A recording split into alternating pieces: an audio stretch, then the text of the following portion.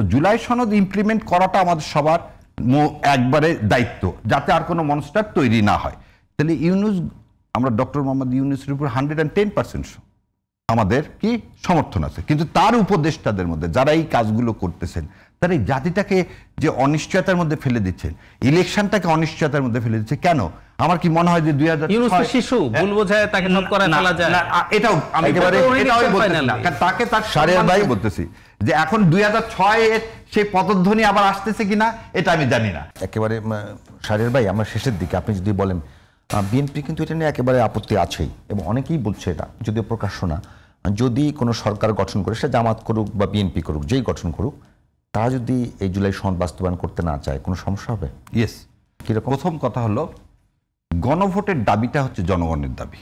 কারণ আমরা রাজনৈতিক দল বিএনপির পক্ষ থেকে এমন ক্যাম্পেইন হয়েছে, মানুষ, সাধারণ মানুষ গণভোট বোঝায়। আপনি একটা জিনিস বোঝেন, 91 সাল এবং 2004 দুইবারই বিএনপি কিন্তু একা কোনদিন ক্ষমতা আসতে পারেনি, ভোট ব্যাংকেও তাই, দুইবারই জামাতের সাথে কম্প্রোমাইজ করে আসতে হয়েছে। দ্বিতীয়, তখন প্রতিপক্ষ আওয়ামী লীগ ছিল, আওয়ামী লীগ ছিল, দ্যাটস ডিফারেন্ট ইস্যু, কিন্তু একা আসতে পারে না। আওয়ামী লীগকে ফেল করতে গেলে জামাতের ভোট লাগে, আওয়ামী লীগ নাই, এখন আওয়ামী লীগ নাই। কিন্তু আমার প্রশ্নটা ওই জায়গায় না, তার মানে হচ্ছে বিএনপি জামাত ইসলাম মিলে এতদিন ভোট হয়েছে, এবারের ভোটটা সম্পূর্ণ আলাদা।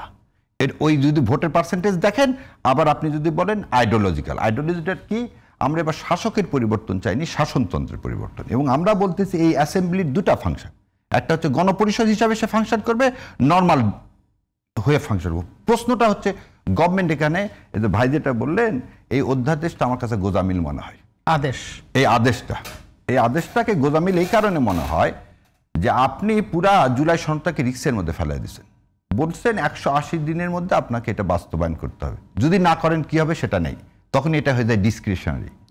যদি বলেন যে 180 দিনের মধ্যে না থাকলে অটোমেটিক হবে, বা 180 দিনের মধ্যে না থাকলে ভোটাভুটিতে যাবে, 180 দিনের মধ্যে না থাকলে এইভাবে ইমপ্লিমেন্ট হবে, এই কথাটা থাকলে ইট ইজ এ ম্যান্ডেটরি। আর 180 দিনের মধ্যে যখনই বলতেছেন আপনি 180 দিনের মধ্যে করতে হবে, না করলে কি হবে নাই, তখনই ডিসক্রিশনারি। তখনই ভয় হচ্ছে নেক্সট পার্লামেন্টে গণপরিষদ এটা করতে পারলো না 180 দিনের মধ্যে, what will be the consequence? তখন আমাকে আবার কোর্টের বান্দায় দৌড়াতে হবে। তার মানে জনগণের ইচ্ছাকে নিয়ে একটা রাজনৈতিক যে খেলা, সেটা এই সরকারও খেলতেছে। আমি খালি ভাইয়ের যে কথা বললেন যে বিএনপি জামাত তা না, এই দাবিগুলো সব জনগণের। আমাদের 36শে জুলাইয়ের রক্তের ইয়াই হচ্ছে এই আমাদের জুলাই সনদ। তো জুলাই সনদ ইমপ্লিমেন্ট করাটা আমাদের সবার একবারে দায়িত্ব, যাতে আর কোনো মনস্টার তৈরি না হয়। তাহলে ইউনূস, আমরা ডক্টর মোহাম্মদ ইউনূসের উপর 110% আমাদের কি সমর্থন আছে, কিন্তু তার উপদেষ্টাদের মধ্যে যারা এই কাজগুলো করতেছেন তারা এই জাতিটাকে যে অনিশ্চয়তার মধ্যে ফেলে দিচ্ছেন, ইলেকশনটাকে অনিশ্চয়তার মধ্যে ফেলে দিচ্ছে। কেন?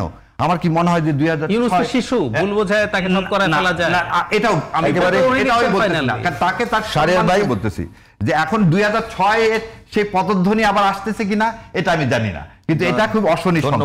ধন্যবাদ।